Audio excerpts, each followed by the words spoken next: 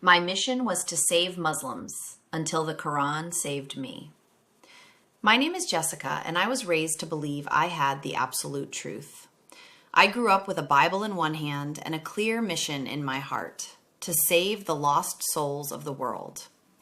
My father wasn't just a regular churchgoer. He was a respected professor of theology and a pastor who could bring a congregation to tears with his sermons. From the time I could walk, I was his shadow. I didn't play with dolls like other girls. I memorized hymns and sat in the front row every Sunday, watching my father speak. I viewed Muslims with a mix of pity and arrogance. To me, they were simply lost. I believed they were following a false prophet and a violent book because they had never heard the true gospel.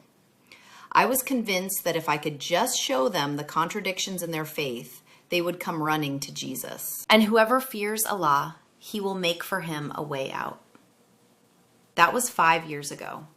It wasn't easy. There were nights I cried myself to sleep, missing my mom's cooking and my dad's laugh. But Allah never abandoned me. The community at the mosque took me in. I packed a bag that night.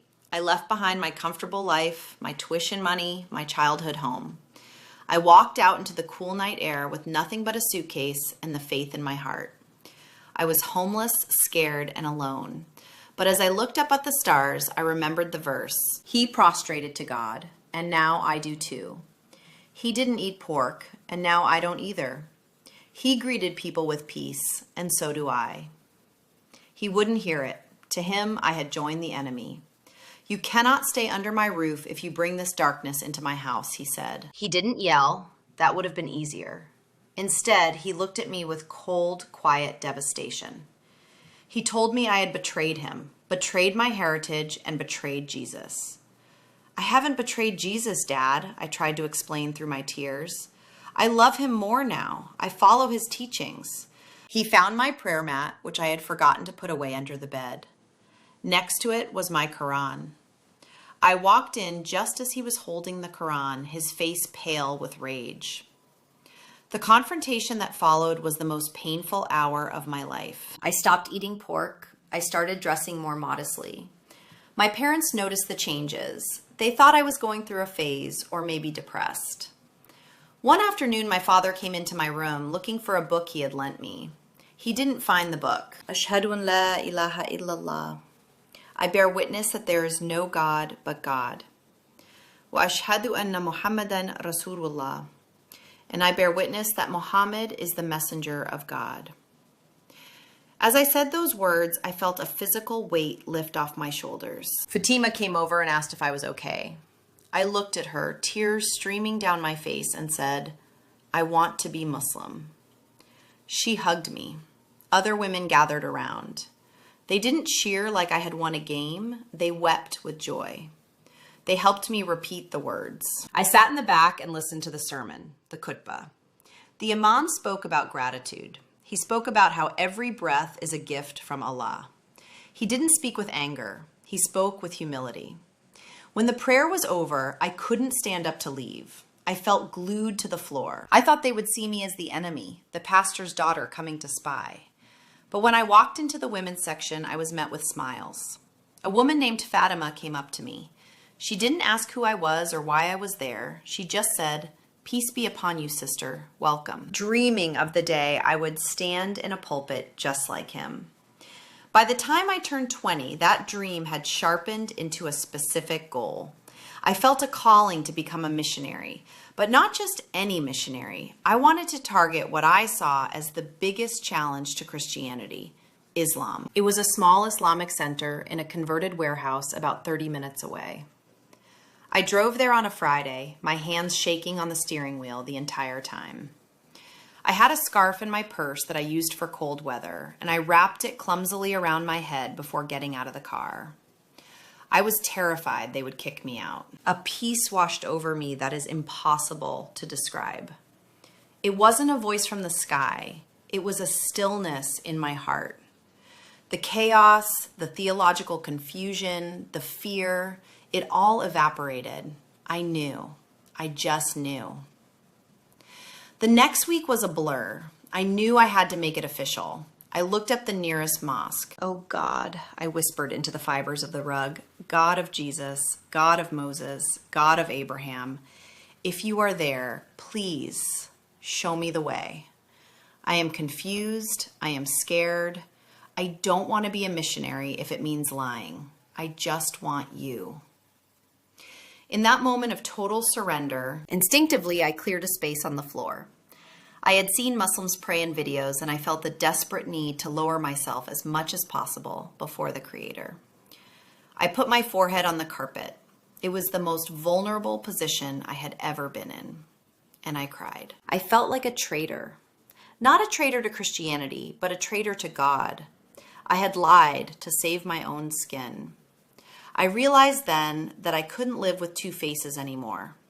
I excused myself and ran upstairs to my room. I locked the door and collapsed. I didn't kneel by my bed like I usually did, to know the enemy, so I can debate them better. The tension in the room broke. My father let out a loud, hearty laugh. "That's my girl, a warrior for Christ. Yes, study them well so you can dismantle their lies." He went back to eating. The conversation moved on, but I sat there, feeling like I was going to be sick. I felt a cold sweat break out on my forehead. This was it. If I admitted the truth now, my life as I knew it was over. I would lose my degree, I would lose my funding, I would lose my family. I looked at my mother's worried face and fear took over. I'm just studying them, Dad," I stammered, "like you taught me." "They worship the God of Abraham, and they love Jesus. They believe in his virgin birth. They respect him more than some Christians do." My father's face turned a shade of red I had rarely seen. He put the knife down slowly. "Are you defending them, Jessica? Have you been reading their filth?" "That's not true, Dad." The clinking of silverware stopped. The room went dead silent. Everyone looked at me. "Excuse me, Jessica?" my father asked, his knife hovering over the meat. My heart was hammering against my ribs like a trapped bird. "They don't worship a moon god." He laughed, and everyone around the table laughed with him. I looked at him, this man I loved, this man who taught me to not lie, and I realized he was lying. He wasn't lying on purpose. He just didn't know, but I knew. The words left my mouth before I could stop them. My father sat at the head of the table, carving the roast. The conversation, as it often did, turned to politics and religion. My father started talking about a recent news event involving Muslims. He spoke with such disdain. He mocked their practices, calling them a backward people who worshipped a moon god. "No, that's not fair." I had read in the Quran that no bearer of burdens shall bear the burden of another, that we are born pure, that we are responsible only for our own actions. It was so just, so logical. The breaking point came during Easter dinner. The whole extended family was there. It would calm my anxiety in a way that worship songs never did. It felt ancient. It felt real. I found myself arguing with my professors in my head. When they spoke about original sin, the idea that babies are born carrying the guilt of Adam, my heart would scream. I smiled at church suppers and nodded when people talked about the danger of Islam. But by night, I was a secret seeker. I started listening to the Quran online.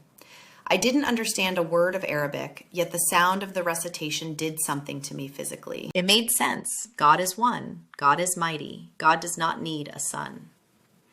That night was the beginning of a terrifying double life. By day, I was the star student at the seminary. I wrote papers on church history and aced my exams on biblical exegesis. The Jessica who was training to be a missionary. The girl who was confused about the Trinity. The girl who was afraid of her father. She was gone. I was free. But freedom has a price. Hiding my Islam was impossible. I started praying 5 times a day. They would talk about mysteries and hypostases and tell me that faith meant accepting what we couldn't understand. I had buried my confusion deep down, thinking it was a weakness in my faith. But here was this book, the book of my enemy. How could one be 3? How could God die? How could the creator of the universe be contained in a human body? Every time I asked my father or my professors about this, they would give me complicated theological answers. A servant of God, but not God himself. For the first time in my life, a secret door in my mind unlocked. You see, throughout my entire childhood and my years in seminary, there was one concept I struggled with but never dared to voice: the Trinity. Nor was your mother unchaste. It spoke of Jesus, Isa, with such profound respect. It called him the Messiah. It spoke of his miracles, healing the blind, curing the leper, raising the dead, all by God's permission. But it drew a line that stopped my heart. It placed him as a mighty prophet, looking me in the eye and saying simply, "He did not beget, nor was he begotten." 4 words. Just 4 words in the chapter called Al-Ikhlas. And those 4 words shattered years of theological gymnastics. It was like a breath of fresh air after years of holding my breath underwater. They became my family when my own blood turned away. I went back to school, studied history, and eventually met my husband. Today, I have a beautiful son. His name is Isa. My father still refuses to speak to me. He returns my letters unopened. It hurts every single day. But I haven't given up hope. I pray for him in every sujood. I ask Allah to soften his heart, just as he softened mine. I look back at that girl in the seminary, so sure she had all the answers, so ready to save the world. I smile at her. She wanted to be a missionary. She wanted to call people to God. And in a strange, beautiful twist of fate, that is exactly what I am doing today. I am inviting people to the truth. Not to a confusing mystery, but to the clear light of Tawheed. I found what I was looking for, not by defeating my quote-unquote enemy, but by listening to the message they carried. I lost my past, yes, but I found my Creator. And that is a trade I would make 1,000 times over. So I enrolled in a seminary to study comparative religion. My intention wasn't to understand other faiths, it was to dismantle them. I wanted to learn their arguments better than they knew them themselves so I could destroy them in debate. My plan was methodical before I cracked open the English translation. I had a highlighter in my hand, ready to mark every mistake. I opened it with the intent to hunt. I decided to start with a figure I knew well, Mary. I loved the Virgin Mary. I had grown up hearing stories about her. I would buy a Quran, study it line by line, find the errors, the violence, the historical inaccuracies, and compile a dossier that I would use to liberate Muslims. I remember the day I bought it. I felt like a spy entering enemy territory.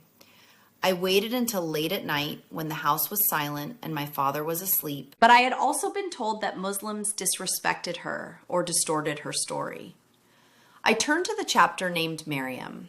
I expected blasphemy. I expected to find a twisted version of the Nativity. Instead, I found myself holding my breath. I didn't find insults. I found honor. I found a reverence for Mary that honestly surpassed what I saw in some Protestant circles. The Quran described her chastity, her devotion, and her miraculous pregnancy with a beauty that made my skin prickle. I read the verse, "O sister of Aaron, your father was not a man of evil,